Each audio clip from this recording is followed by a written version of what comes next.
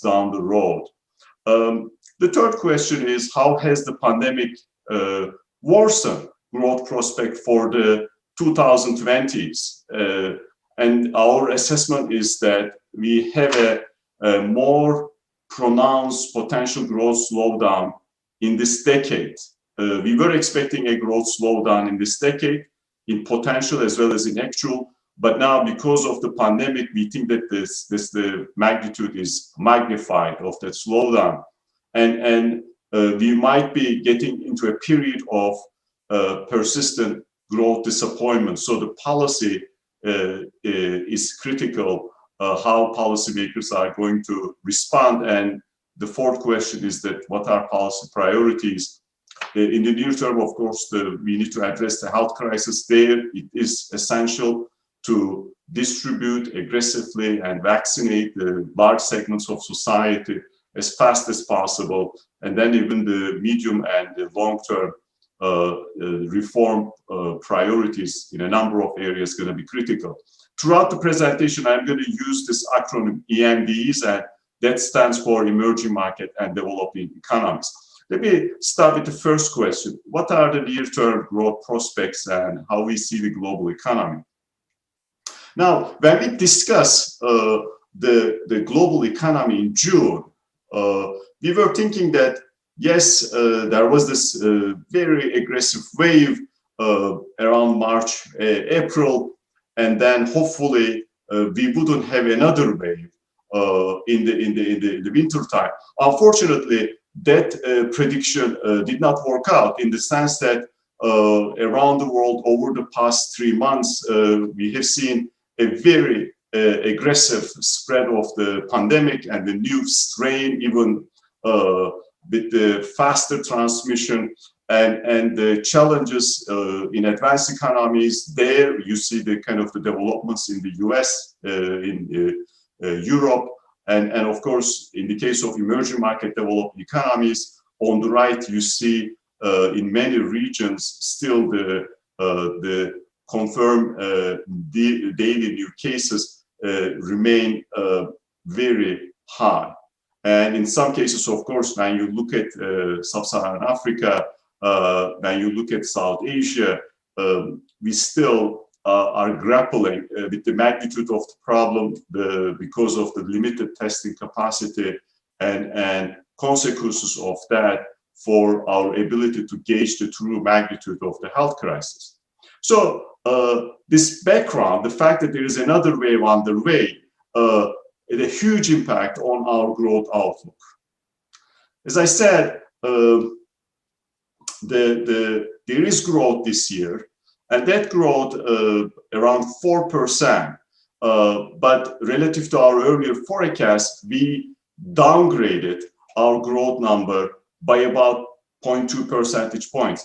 That's mostly because of advanced economies. We downgraded our US forecast, we downgraded our forecast for the Euro area, given the kind of the latest aggressive wave in both economies. And of course, in the case of emerging market developed economies, we have this growth number, 5%, and that 5% masks a number of different growth outcomes across regions and across countries. As much as we upgraded our growth forecast for emerging developing economies for 2021, in certain regions, for example, Europe, Central Asia, Middle East, North Africa, and then of course, Sub-Saharan Africa, we downgraded our growth numbers. Just to remember what happened last year, if you look at our growth projection, the last year, this minus 4.3 is somewhat a better outcome than what we predicted in June, but still it is really a terrible outcome, the fourth deepest global recession we have seen over the past 150 years. This somewhat better outcome is mostly due to advanced economies performance, as well as the performance of East Asia Pacific at the back of China. So all in all, growth is back, but still, by the end of this year, we are going to be lower than what we were expecting prior to the pandemic in terms of global output. And the fact that, we won't be able to get back to the pre-crisis trend for the foreseeable future tells us we are basically going to experience a subdued recovery. Now, I mentioned this issue of this 5% number masking differences across countries and across regions. There, of course, when you look at East Asia Pacific this year, our growth number is 7.4%. This is a number this region used to deliver easily, but of course, the last year the growth number was around 0.9. But even that 0.9 was much better than what we saw in other regions. For example, in Latin America, Caribbean, in Middle East, North Africa, in South Asia, these regions experienced basically recessions they have experienced for a very long time. So a tragic year in terms of health outcomes and in terms of economic outcomes behind us. The new year is bringing growth, but still we are not out of the woods yet. Now, let me turn to these differences we see in the context of emerging market developing economies. So I mentioned this 5% number this year, and then in 2022, we think that that number is going to be around 4.2%. But if you take out China, the story is quite different in the sense that with China's growth, we are expecting 7.9% this year, and that really elevates the aggregate for emerging market developing economies. So if you take out China, growth projection for this year looks much more modest. For low-income countries, the real recovery is going to come in 2022. Now, how good these growth outcomes relative to the growth expectations we had 6 months ago? And the figure on the right tells you our answer to that question. As you can see, for the majority of countries, we downgraded our growth forecast for 2021. And for majority of countries, actually, growth outcomes for 2020 worse than what we expected. But in the aggregate, some big countries delivered stronger, basically, growth numbers and than what we expected, or milder recession. So the last year ended up basically with an upgrade. And this year, especially in advanced economies, for the majority of them, because of the second wave, we downgraded our forecast. And for emerging market developed economies as well, we became more pessimistic for 2021. And that shows basically with almost 75% of economies were subject to downgrades in 2021 as well as in 2020 relative to where we were in June. Now, one of the big points we are trying to make in the new report is the kind of the very serious collapse we see in investment. And there, if you look at the numbers, at least for advanced economies, the investment collapse looks somewhat milder than what we saw in 2009. And for emerging market developing economies, it's a totally different story. The investment is contracting about 5% this year for the whole emerging market developing economy group. But if you take out China, contraction is larger than 10%. So the having a kind of a 10% collapse in investment is just something we have not seen these economies experiencing any time in modern history. And of course, this collapse in investment is coming after a period of weak investment outcomes. And we are thinking that for the foreseeable future, at least till the end of 2022, emerging market developing economies, excluding China, will not go back to the investment levels they had prior to the pandemic. Including China, of course, the story is different. The China growth number in the case of investment as well is very strong. The story will be different.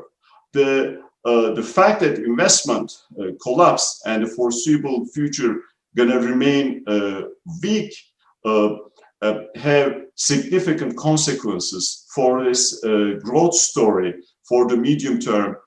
We will discuss very soon. Now, this portrayal of the near-term outlook comes with significant downside risks.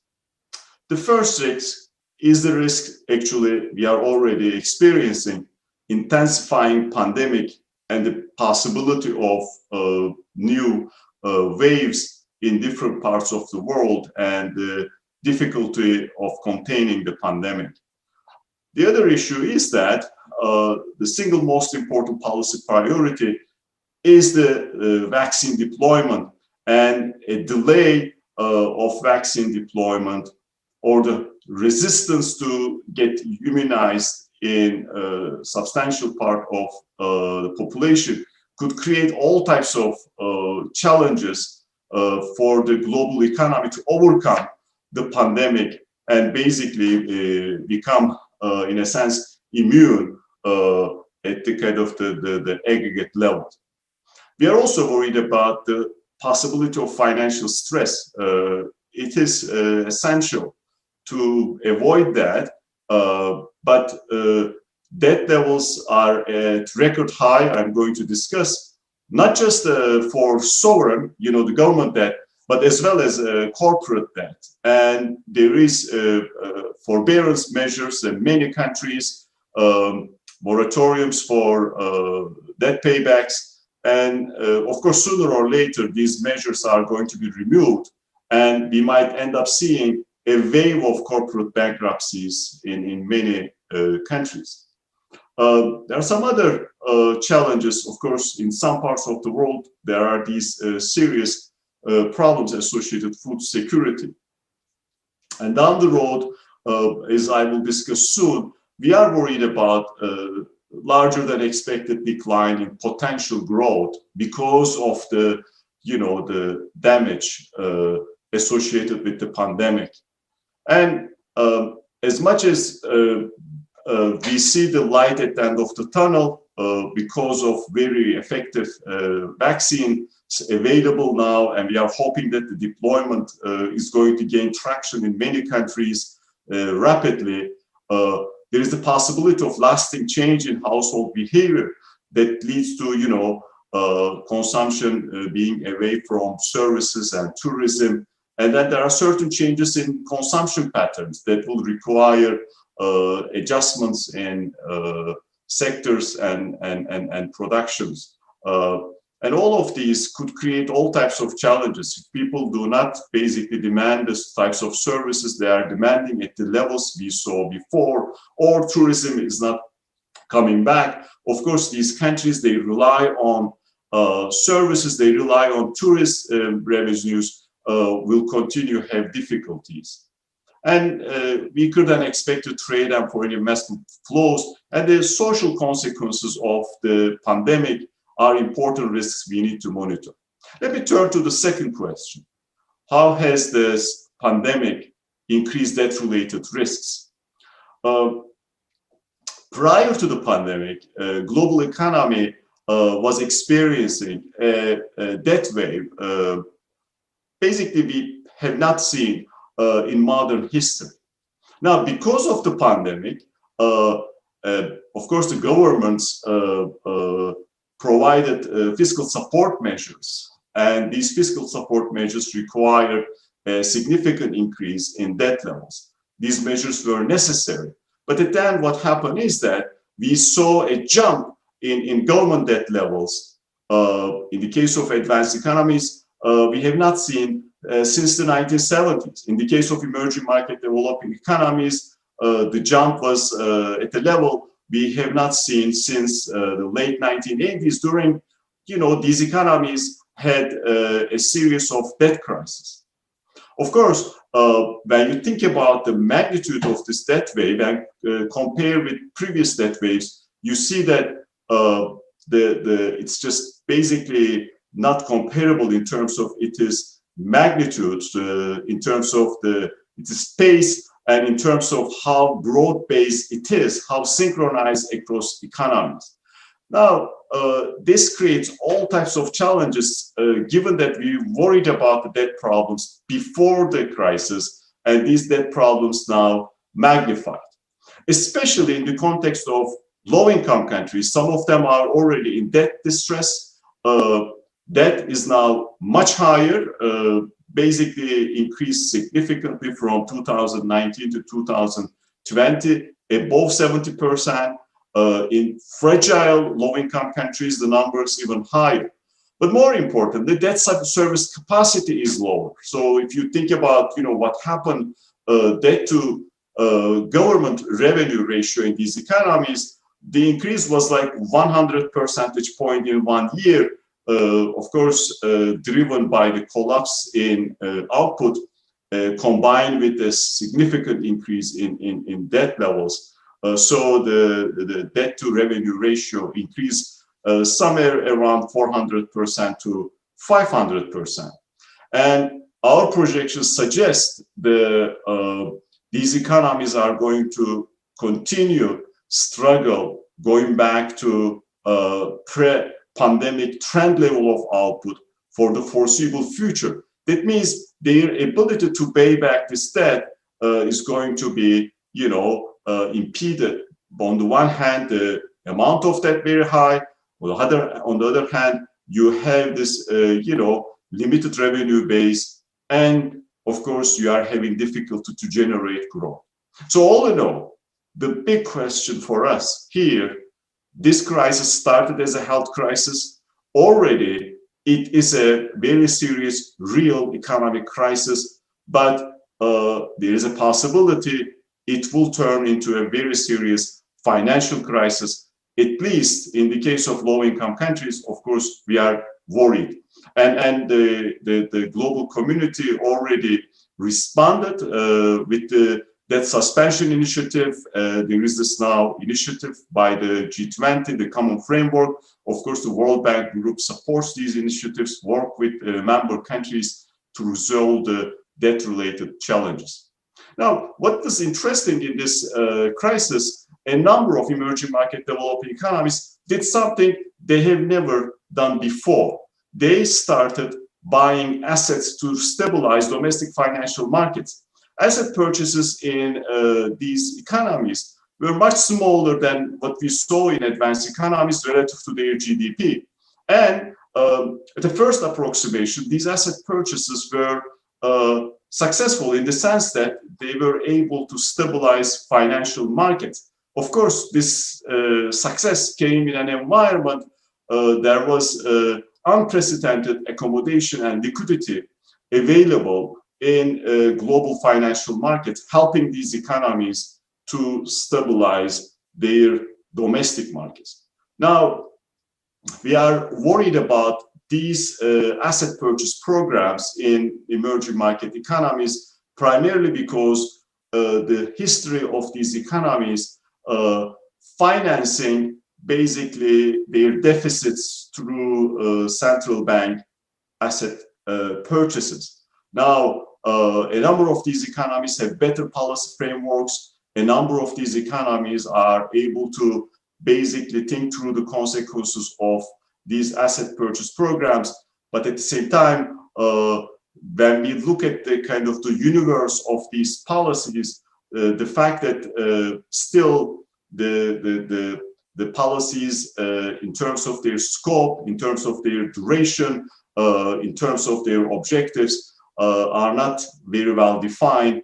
And the fact that, they are still in place while we no longer have the kind of the financial market volatility, all cause for concern as we are worried about the kind of the debt dynamics, the fact that there is this unconventional policies used by emerging market economies worries us. Now, let me turn to the third question. How has the pandemic changed growth prospects for the 2020s? Now, before the pandemic, when we thought about the potential growth over the period 2020s, we were expecting potential growth to be lower relative to what we had in 2010. This wasn't a kind of a surprising observation because advanced economies are going through a productivity slowdown. Emerging market developing economies going through a productivity slowdown.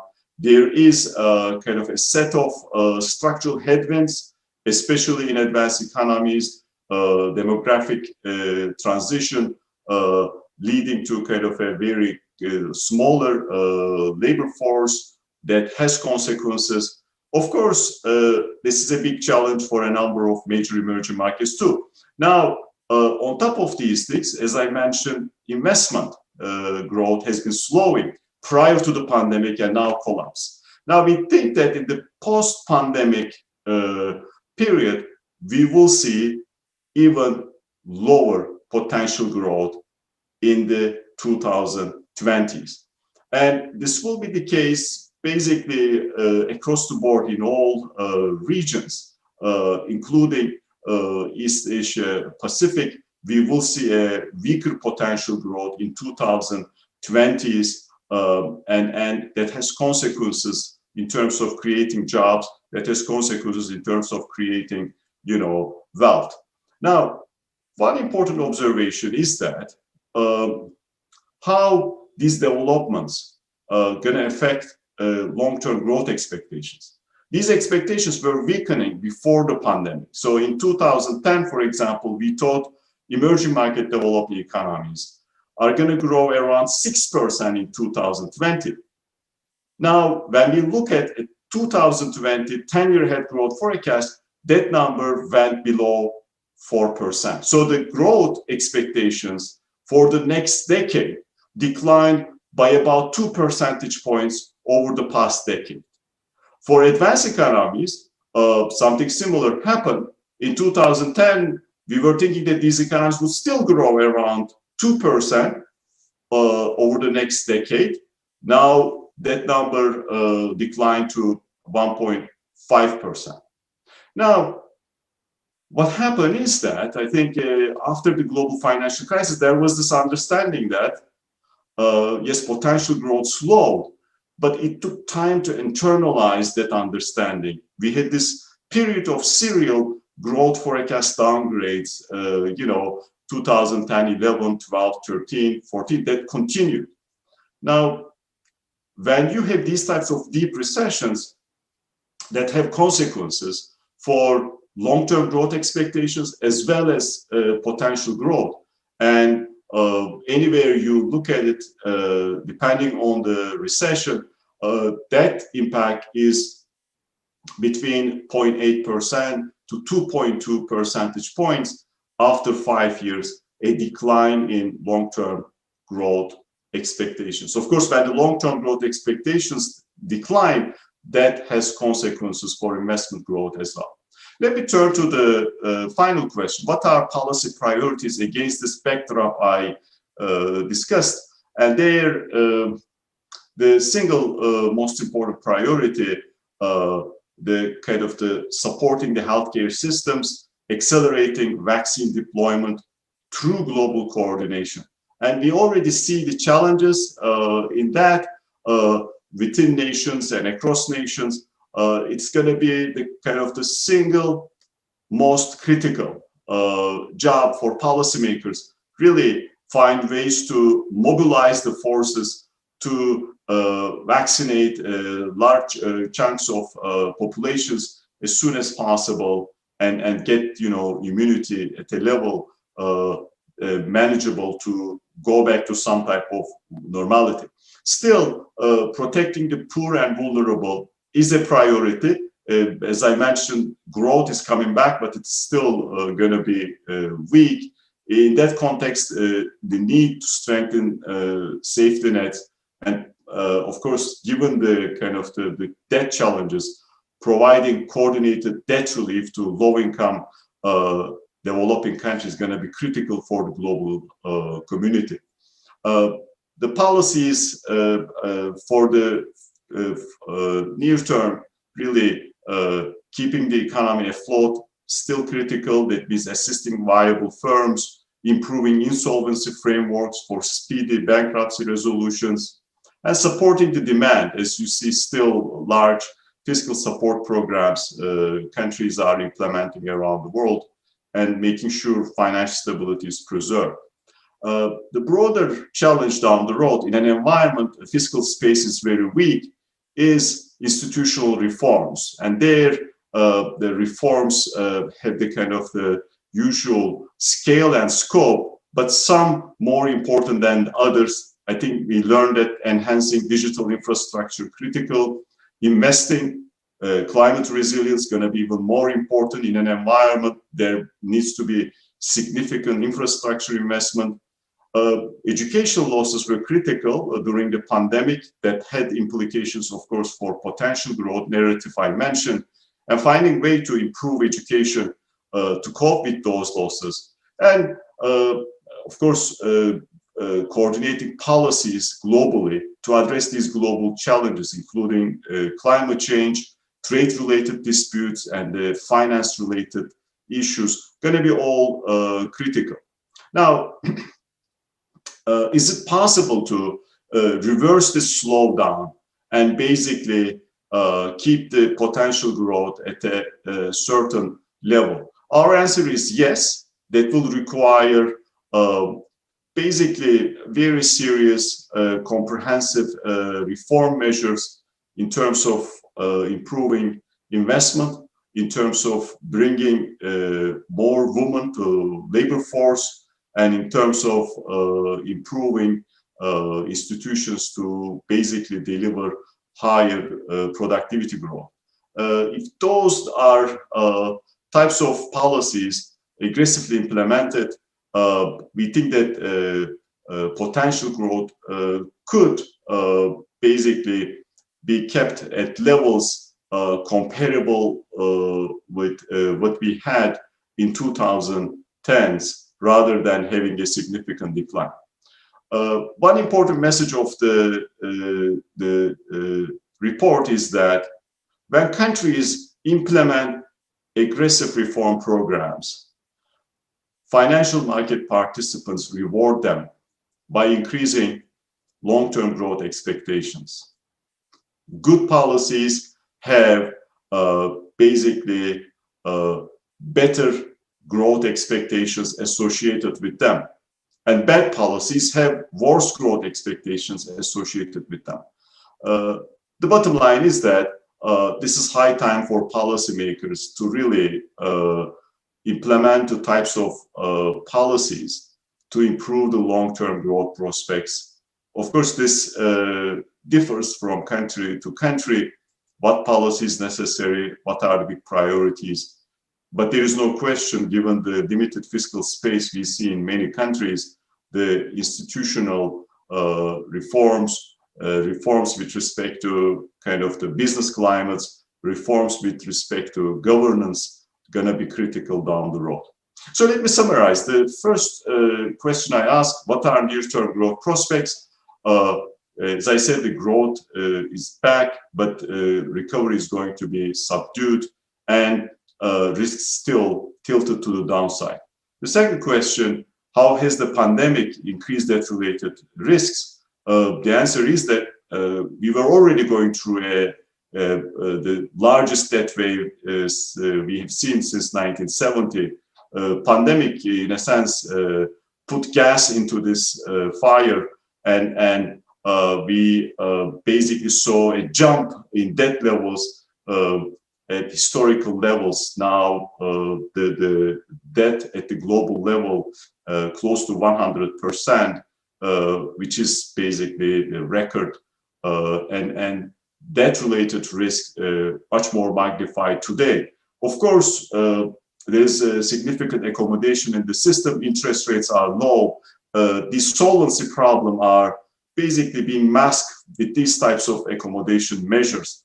But let's don't forget that low interest rates are not a panacea when it comes to emerging market economies. They are subject to changes in investor sentiment, and high debt levels are kind of the main vulnerability for them. The third question was, how has the pandemic worsened growth prospects for the 2020s? We had kind of a weaker growth expectations in 2020s. Now those growth expectations even weaker because of the decline in investment growth, because of the human capital losses, of course, because of the impact of the pandemic on productivity. And we are worried about, we will basically have a decade of growth disappointments ahead of us unless policymakers act in an aggressive way. And finally, what are these policy priorities? Everything starts with very aggressive vaccine deployment and then containing the pandemic. And after that, basically countries taking care of their houses in terms of policies, but at the same time cooperating globally, addressing global challenges. So let me again thank you for this invitation. I look forward to the conversation and answer the questions. Thank you. Great. Thank you, Dr. Kose, for your excellent presentation. I think this is really highly relevant and also was all our attention. You know, you have raised the four big questions, and of course, the key growth prospect for the world, and also how COVID-19 going to increase the debt-related risk, which is, I think, many countries should really pay attention to that. And also, what about our growth prospect in the 2020s? I mean, that's we're getting into new decades. I mean, we have to really be aware of that. And of course, you gave a very good policy priority recommendations, which I think are really highly relevant for all countries probably to adapt to their own situation. You know, save lives and you know, threatened by pandemic probably is the top priority, and protect the poor, the vulnerable. That's really the key, I think, as well, and maintain the you know, foundation and of the economy fundamentals, and of course the strengthening the policy and digital education. You know, all the structure going on. So thank you so much for your great sharing of this very enlightening but also highly relevant for many countries in the world, including China, of your new latest report. Now I'd like to also introduce our next speaker is Dr. Martin Rieser. He's the World Bank country director for China and also Mongolia, and he's also director for Korea. He has taken care of quite a few countries. He's been in China for some time. We see Dr. Martin from time to time here in Beijing, but he was the country director, of course, for this for quite a while. And but he's leading a team that is managing one of the World Bank's largest loan portfolios and directs an extensive analytical and advisory program with China and Mongolia, and also a growing knowledge in partnership with Korea. One of the things impressed me the most is the Dr. Martin. Also, he's very fluent in multiple languages, including German, English, French, Portuguese, Russian, and Spanish. So that's really amazing. And he also published numerously articles in economic journals and in the monographs, several monographs as well. He has a very well academic background. He has a doctorate degree in economics from the University of Kiel in Germany, and also a degree from economic history from London School of Economics and Political Science. So he has worked in many institutions, including of course the European Bank for Reconstruction and Development, He was also country director there then, and also editor of the Transition Report. Dr. Rayner, you are in China. You know China, and also you've also been in World Bank since 2003. So what's your take of what just Dr. Kose just said, but also your presentation on your view combining China and the world? Dr. Martin Reiser, please. Well, thank you, Dr. Wang, for that very kind introduction. Unfortunately, I don't speak Dr. Kose's language, even though I spent a few years in Turkey, but it's far too difficult, and I'm afraid Chinese may also be too difficult for me. Ayhan asked 4 questions. I'm just going to ask one question, and that question is, how is China different? And I think it's clear that China's performance, when you look at the data that Ayhan presented, is very different than that of other emerging markets, and indeed is quite different from the rest of the world. If the rest of the world is experiencing, if anything, something like a tick mark or an L-shaped recovery, in the case of China, it's really been very close to a V. In that sense, it's really quite different. It's also different with respect to investment. Dr. Kose pointed out how the world is seeing investment plunge, and that has potential implications of long-term growth. Whereas in China, investment rates have always been, extraordinarily high, and they haven't really fallen significantly over the full year of 2020. They fell in the first half, and then they recovered very quickly.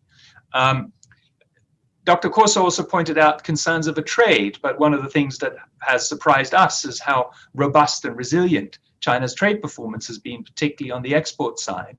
And that's because China had the ability to start up its factories earlier than elsewhere, and it happened to be able to re-engineer its export profile to deliver the kinds of goods that the world was demanding: medical equipment and consumer electronics. And so Chinese export performance, despite of a fairly gloomy global outlook over 2020, has done actually rather well. In that sense, China is different. Now, in some sense, China is the same. China is the same with respect to debt. China has had a massive increase in debt domestically, and China is a source of financing for some of the increase in debt that we've seen in other parts of the world. China is also very similar with respect to the productivity slowdown that Ayhan described. Productivity declined before the onset of COVID everywhere, but nowhere did it decline faster than in China. And in our innovative China report that came out about 2 years ago, we pointed to the fact that China's growth model that had generated very fast economic growth over several decades was running out of steam, and there was no prospect for the same model generating the similar kind of growth rates. And so you do see also in China a decline in potential growth estimates into the medium term, and the need for reforms to rekindle productivity growth and put growth on a different foundation. Now, how does this picture in China connect with what's going on in the rest of the world? I think there are important connections that have implications for the global outlook because of China's importance in the global economy, but also have implications for policy. The first is that the pattern of China's economic recovery, even though it has done much better than most countries in the world during 2020, has been imbalanced. It's been imbalanced in favor of external versus domestic demand, and you see the emergence of a Chinese current account surplus again after it had virtually disappeared in 2018 and 2019. And that's obviously creating significant strains in the global economy in a context where the rest of the world isn't actually growing. So the current account surplus is not due to other countries growing very fast and sucking in Chinese demand. It's due to China's strong competitiveness, but also to the lagging pattern of China's internal demand versus external demand. Secondly, it's been imbalanced because consumption has recovered less quickly than investment.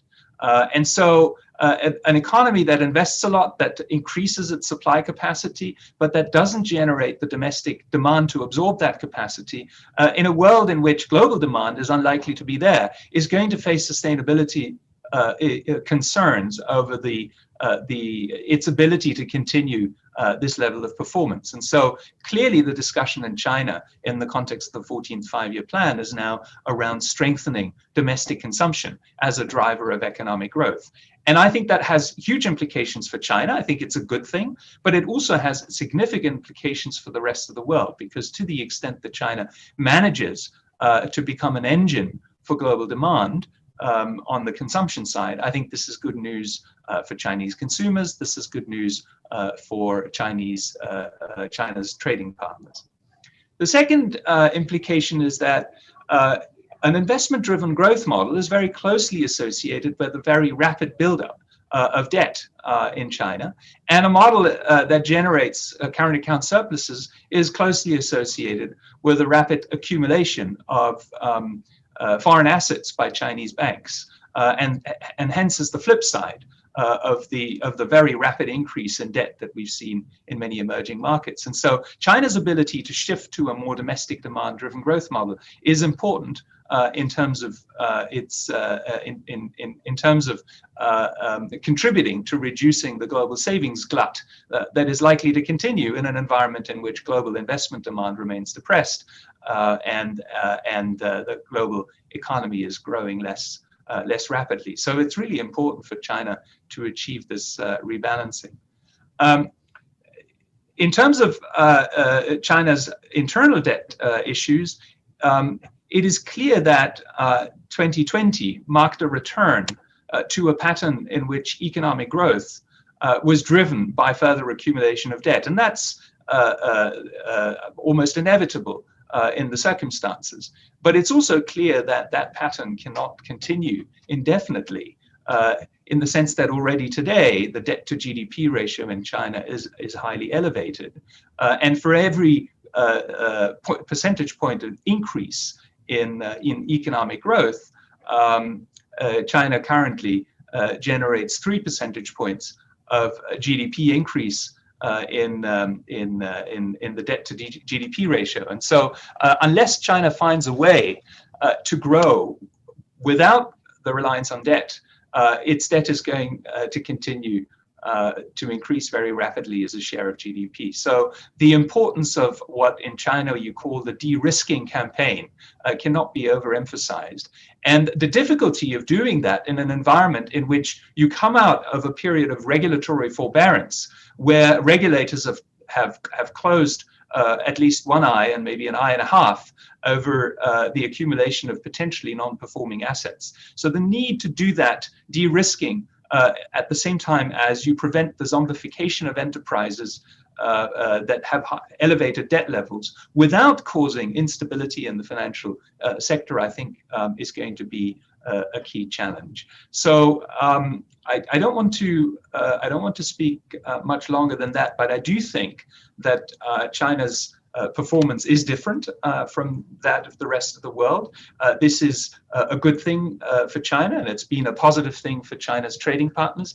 But China's impact on the global economy could be even more positive if it manages to rebalance the source of its economic growth further towards consumption and towards productivity growth, and relies less on investment-driven and debt-fueled economic growth as it has done in the past. And that requires a number of reforms which we have outlined in our December China economic update, which is very closely linked, of course, to the forecasts that Ayhan presented today. The reforms that we have advocated are not new. We have said several of these things before, but we have pointed to the need for China to introduce structural measures that may reduce domestic savings rates. One of the ways in which that can be done, and encourage consumption. One of the ways in which that can be done is to build a stronger social security system to reduce the need for precautionary savings. A second way in which this could be done is to further liberalize labor markets and allow people to move towards to move their households towards places in which productivity is likely to be higher. That would be generate and liberalize the ecosystem. That would generate a significant wealth transfer to the households that would benefit from that. That could also increase consumption and reduce the need for precautionary savings, and perhaps equally importantly, adopt structural reforms by strengthening the quality of the allocation of capital that would generate more productivity growth.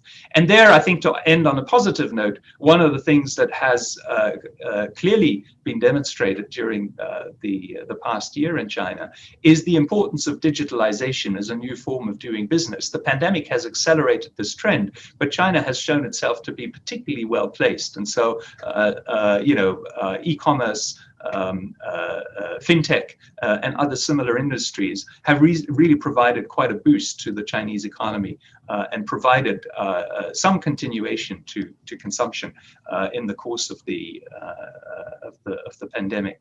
And so those are trends that could potentially point in the direction of faster productivity going forward. But we've also seen during the crisis significant investment going into old industries. And it's not so obvious that those investments, further infrastructure in the interior, further development of old energy sector, are necessarily going to either generate productivity growth or indeed prepare China well for a future of climate change. And so there's a need, I think, in the allocation of capital to think more about what are the future areas of potential growth, and to do that based more on market principles and allow the private sector to play a larger role in the allocation of capital. So with those remarks, let me stop here, and I really look forward to hear from Dr. Yang, who knows so much more about the Chinese economy than I do, and hopefully can complement my picture, or perhaps. Great, thank you, Martin, for your excellent, discussions on Chinese economy, and also the analysis of the situation of all the challenges, opportunities that we're currently facing. I mean, I remember last time when we had this event in June last year. World Bank forecast China last year growth was 1%, something like that, but now it's 2%. So it's actually, we see some positive side from Chinese economy. Of course, also we hear that Dr. Kose mentioned about digital economy. I think that played a huge role in Chinese pandemic fighting as well, including all the infrastructure facilities that has been connecting China logistically. And for example, China's the transcontinental train to Europe have actually increased during the pandemic, and then the year before. So we see many things actually happen here in China. So talk about China. I'd like to bring my friend, also a renowned economist in China. He's the dean of China Center for Economic Research at the Peking University. Last time when I saw Dr. Yang was at Paris Peace Forum last November. I think it was hard time flying, but actually, Dr. Yao is a Changjiang scholar and a liberal arts chair professor at the China Center of Economic Research, which is very well known think tank here in Beijing. And also he's at the National School of Development at Peking University as well. And he currently serves as director of CCER, and also the dean of NSD, executive dean of ICCCAD, has many dean's titles, and he actually the editor of CCER's House Journal China Economic Quarterly. He's also a member of China 50 Economist 50 Forum. So his interest is more focused on the economic transition and the development in China, and published in many research papers in different international domestic journals. So Dr. Yang, I know you've been really active in many of those areas. So why don't you share your perspective in relation to World Bank report this morning, but also your impression of Chinese economy during the pandemic in general, and what's to be done in the new year and beyond. Dr. Yang, please. Okay, thank you, Huiyao, I'm sorry, for inviting me here. And I also appreciate the presentations of Dr. Kose and also Dr. Riza for their forecast on the world economy and also opinions on the Chinese economy. Let me then continue on the discussion to talk a little bit on the Chinese economy and also make some comments on the forecast and opinions expressed by the previous two speakers. So first on China's recovery, we all know that China's recovery is not symmetric. Most of the recovery came from the supply side. Then the demand side, particular consumption, has lagged behind. As a matter of fact, China's recovery has been strangely helped by the spending in rest of the world, particularly in advanced economies, right? So there's kind of a mirror symmetric recovery in China and advanced economies, right? While consumption in the United States, in Europe, and also in Japan has kept the pace of growth. China's consumption lagged behind, but then China's supply has recovered much faster than the rest of the world. So export again became one of the strongest drivers for China's economic growth. In the first decade of the century, export growth contributed about 1/3 of China's total growth. Last year, it was about 1/3 again. So that's kind of going back to the past. But of course, I don't think this is going to be sustainable, and I don't think this is going to last for long. Probably entering the second half of this year, we are going to see slowdown of China's export. But having said that, if we look at the newer data, we are going to find the employment has picked up in China. According to a survey done by my colleague, Dan Zhang, she found the unemployment rate in the very beginning of the pandemic was about 10%. This was different from the MBS data. That was just because MBS only looked at urban employment. The Dandan's survey covered both urban and rural China. But her latest survey shows that unemployment rate dropped to 4.2%. I think that's the number, or 4.5% by November. So there was a substantial decline of unemployment rate in China. Together with that, we see income had picked up by the end of last year, and the consumption became positive on a year-on-year growth. Okay, so those are the good signs, right? But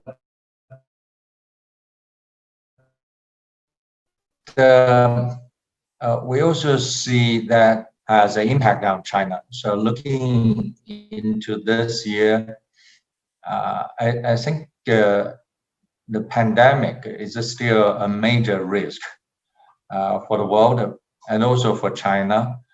Of course, China has implemented a quite tight control on the spread of the virus from Shijiazhuang.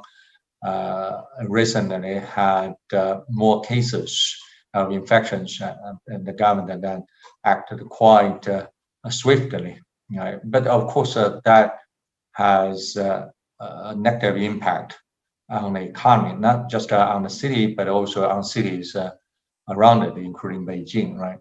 So the spread of the virus is still a risk.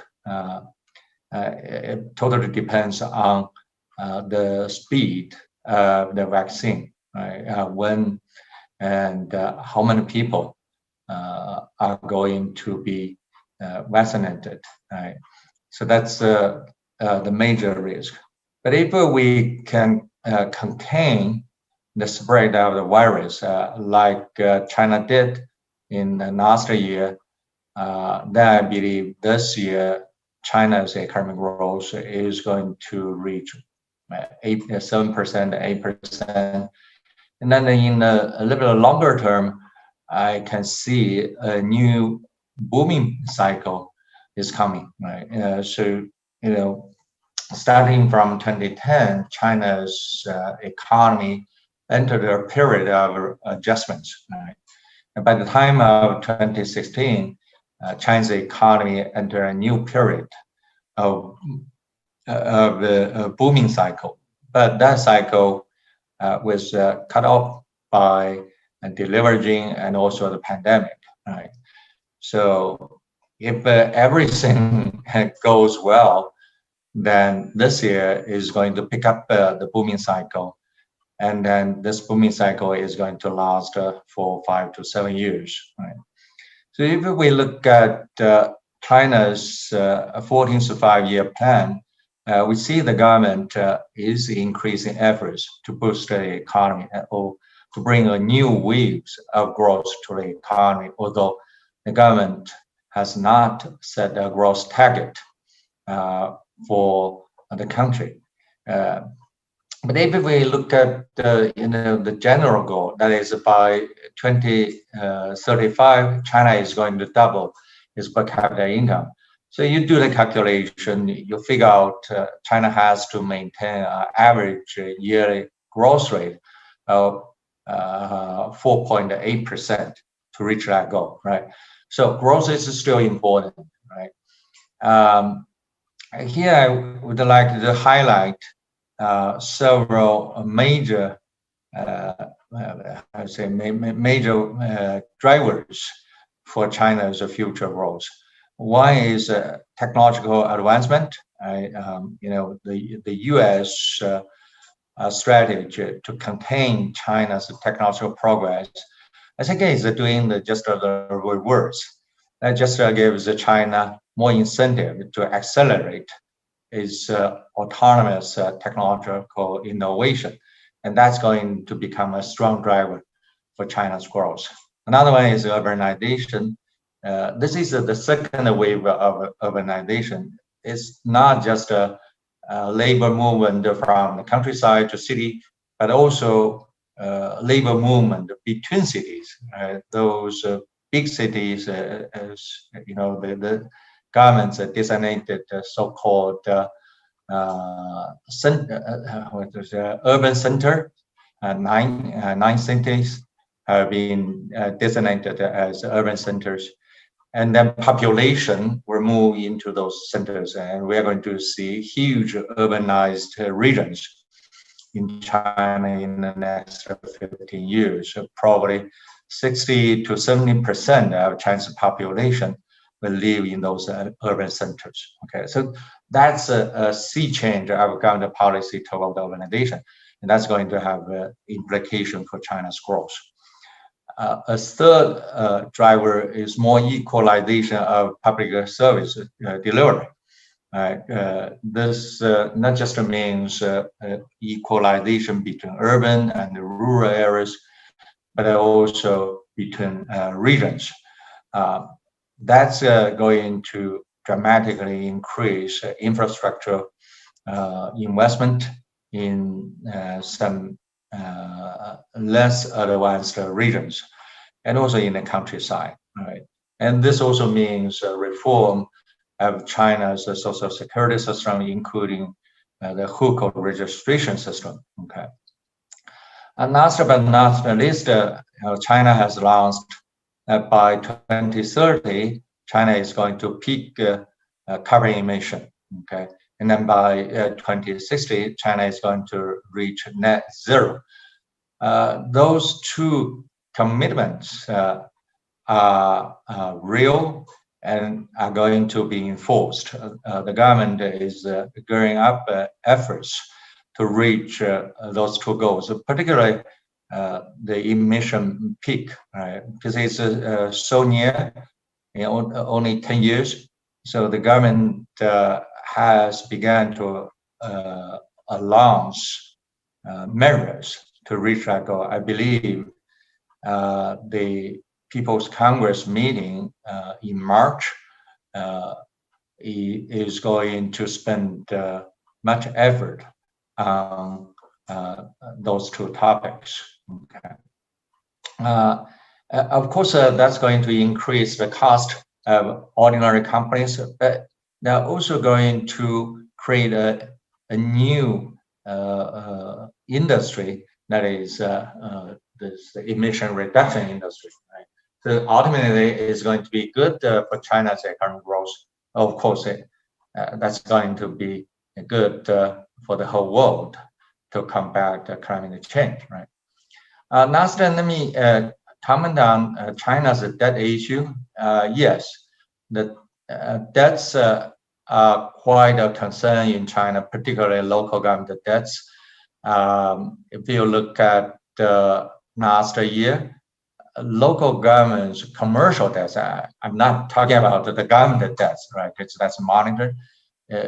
If we only look at the so-called municipal bonds market, local governments issued about 3 trillion municipal bonds, right? So think about this, by the end of 2019, the total stock of municipal bonds was about 60 trillion, right? So last year we increased 50%. So that was just so dramatic, right? I mean, the only hope is that continuous growth is going to dilute those debts. Then another way to digest the debts is to do debt swap again, right? So government issue long-term debts to swap the short-term commercial debts. And probably we can also see some rating off within the state sector. That's kind of a strange advantage of the Chinese economy, right? Because, and on the one hand, those are local government debts. And then on the other hand, the creditors are mostly government-owned financial institutions. So if the government is willing to do that, it can just write off those debts within the state sector, right? Of course, that's going to have some negative implications for the whole economy, but the shock is going to be much smaller than a pure market economy. Okay, so let me stop here. Thank you.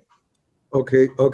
Thank you, Dr. Yao. And so I think that we have actually a China case with World Bank looking at the world, but also at China as well.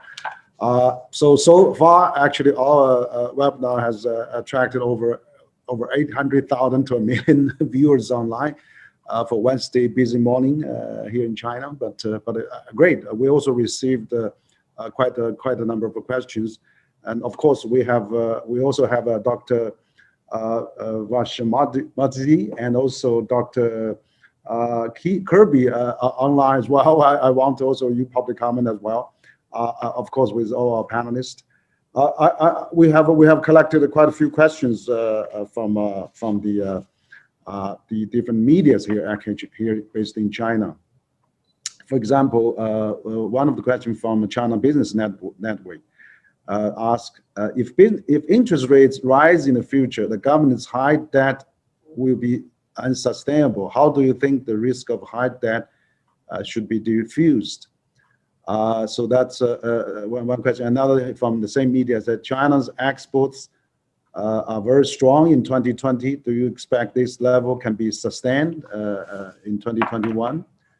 Also from CCTV, China Central Television News, how will China's development, especially in economy, help to promote the world economy recover together? And also there's another question from Market News Information, which is international outlet. So what do you think about GDP target this year? Of course, Chinese government actually didn't now, as Dr. Yao just said, now not mention it anymore, but the World Bank actually predict about 7.9%. So because government also wants to step up the management on the demand side. So what does that have impact on the economy? And there's another question from the papers from China. The last report of the World Bank in June 2020 predict that China would be the only country, major economy with a positive growth of 1% of 2020. Recently, institutions, of course, World Bank and IMF and others, predict China economy will rebound rapidly in 2021 with a growth rate around 8%. So, but in the context of flood of the global liquidity, what do you think about China's deficit rate and monetary policy this year? And what impact and effect will this have on the global economy? So those are some general questions. We have about 10 minutes left, but I think I would like to go to probably we have two senior economists here from World Bank, from Dr. Kose's group. So for this morning, but also for World Bank report, including final some questions. What do you have anything to comment or add? Perhaps we start with Dr. Akintana Vashmadizi. Excuse my pronunciation. Do you have any comments, May? Yeah, so thank you very much again for inviting me to this session. It's very interesting. I think perhaps in response to the questions, if I take some view, most of those were partly, I think, addressed in the presentations. I think especially the lower interest rates in future, clearly this is something which is our assumption and baseline. But in the situation that we have now, there can be sharp increase, clearly, right? An unexpected abrupt tightening. And in that context, of course, the high leverage creates big vulnerability and risk. Now, at the same time, given the fragility of global recovery and even recovery in China, as Ayhan, Kose and Dr. Martin Reiser had said, fragility related to private sector is still very much weak, and growth mostly driven by stimulus. Very sharp withdrawal of stimulus clearly is not warranted. So despite the effect of these high vulnerabilities and high debt, both the Global Economic Prospects Report and China Economic for major economies, which still have policy space, they should really watch the global developments and be careful in withdrawing stimulus. I think perhaps I will stop here and then let Patrick to respond to other questions, especially the ones related to sustainability of trade and export Chinese. Thank you. Yes, Dr. Kobe, please. Thank you. It's a great event and I'm happy to be part of it. Yes, so on global trade, we saw a fall in trade in last year that was comparable, a bit less in fact, than what we saw in 2009, despite the fact that the economic damage was much more severe. So this recession has been relatively less damaging on trade. And the reason for that is this recession is a very services heavy recession. People are afraid of getting infected, so they stay away from services, predominantly services, and they don't stay away to the same extent from goods because you don't need face-to-face contact to consume goods. So there's still been a great deal of damage to all sectors, but relatively speaking, there's been less damage to goods, and goods are much more heavily traded. So as the East Asian export-led economies know, goods have a very high trade content. There was also some concern early during the recession that global value chains would be a source of weakness. People thought about earthquakes in Japan in 2011, I think, that really propagated damage from one economy to others. And in fact, GVCs have been quite resilient, and we've seen quite a bit of the fact that the shock has been so broadly distributed. It means that many domestic industries have been damaged just as badly as these internationally connected ones.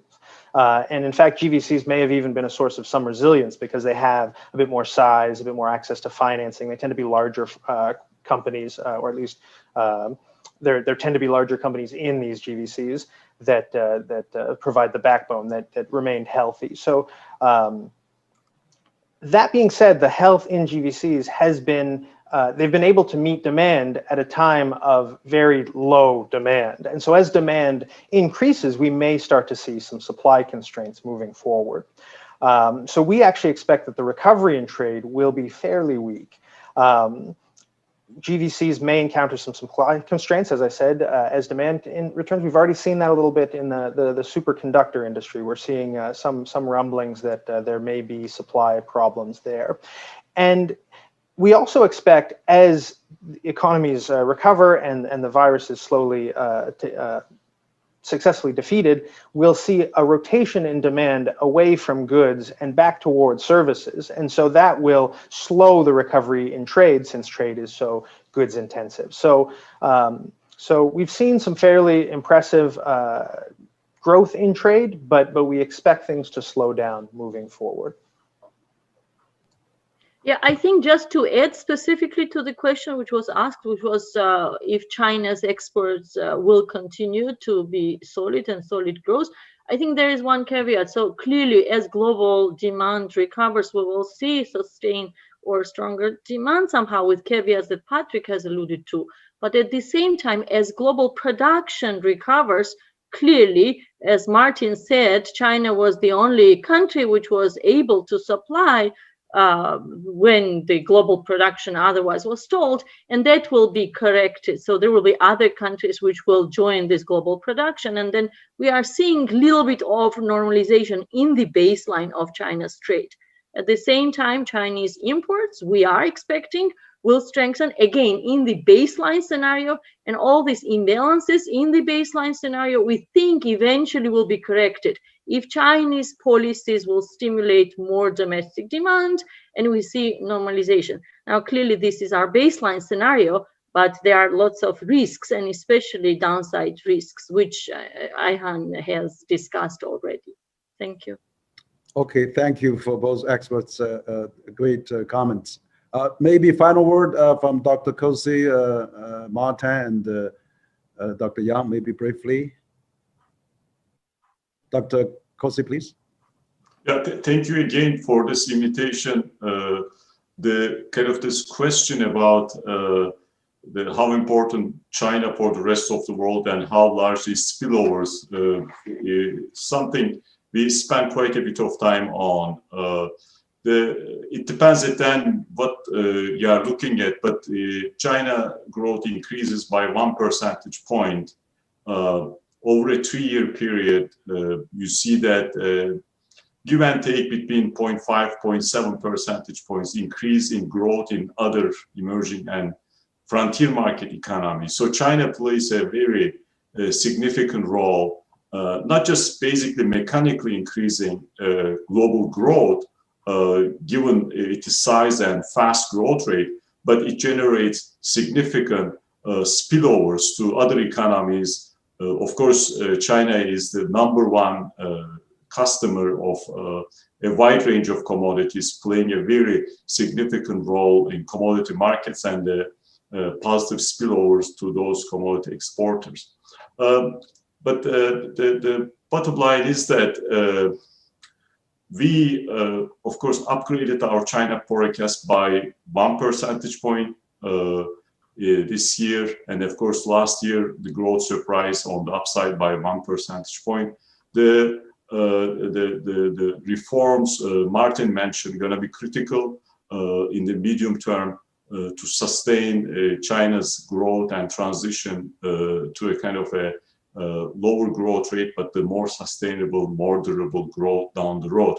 With that, let me thank you again. It is a privilege to have this event and join with colleagues, of course, our country director in China, Dr. Reiser, and Dr. Huiyao Yang. Been an excellent discussion, very informative for all of us. Thank you again.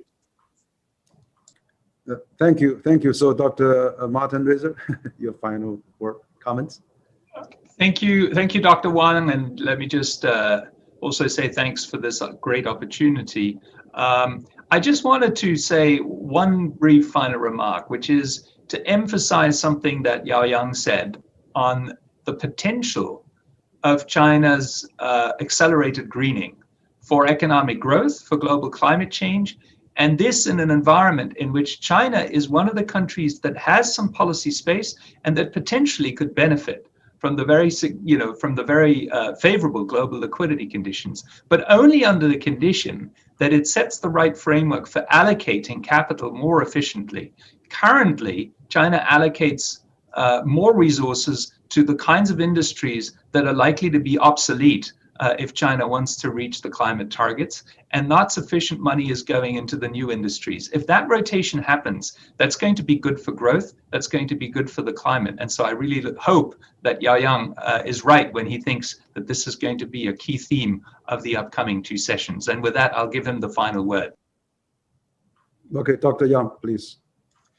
Yeah, let me pick up the question about the connection with China and the rest of the world. Dr. Kose has touched upon that. Let me just add China's relations, in particular with Southeast Asian countries or ASEAN countries. Right? Inside China, many people are worried when export is being diverted to those countries, that's going to hurt China.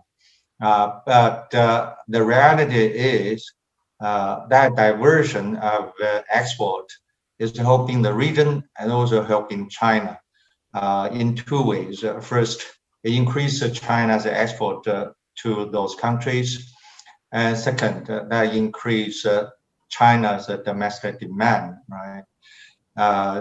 Because China now is getting imports of consumer goods from those countries. That also contribute to the world economy.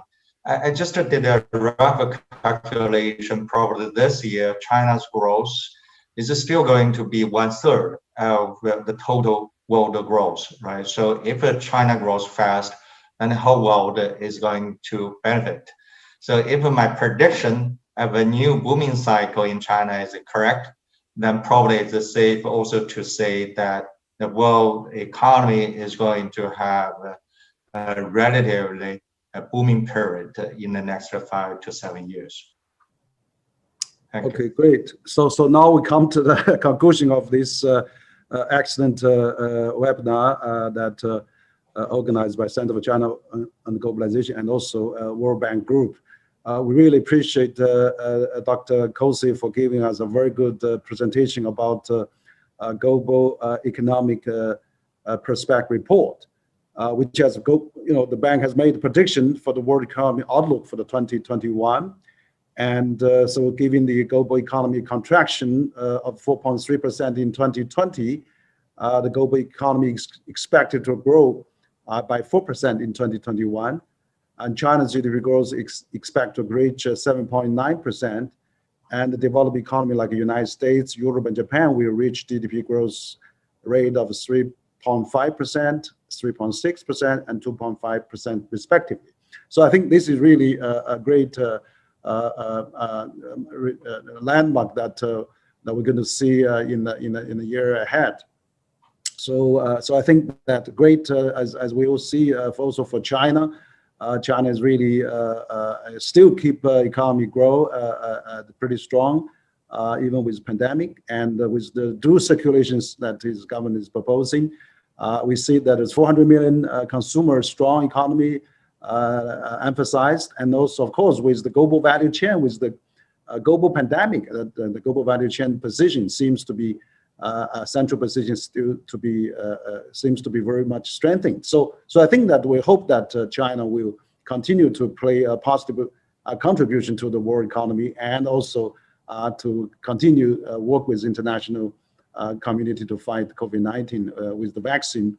Hopefully we could have some vaccine summit between China, US, and EU, and then we hope that we can get this under control. So once again, I'd like to thank our panelists today, Dr. Ayhan Kose, Acting Vice President of EFI Practice Group and the Director of EFI Prospect Group, World Bank, but also the Martin Reiser, World Bank Country Director for China and Mongolia, and also Korea. And also, of course, we have Dr. Yao Yang, the Dean of the China Center for Economic Research, Peking University. And also we have Dr. Vashin Matizi. Actually, she's the senior country economist, and also Dr. Patrick Kirby, World Bank senior economist. And also, of course, with almost 1 million viewers again, on this Wednesday morning from both China and internationally. I want to thank all our viewers very much for viewing our presentation today. So thank you all very much. Until next time, thank you so much. We probably should goodbye now. Thank you. Thank you. Thank you. Very Bye much, now. Dr. Yang. Bye. Bye. Thank you. Thank you.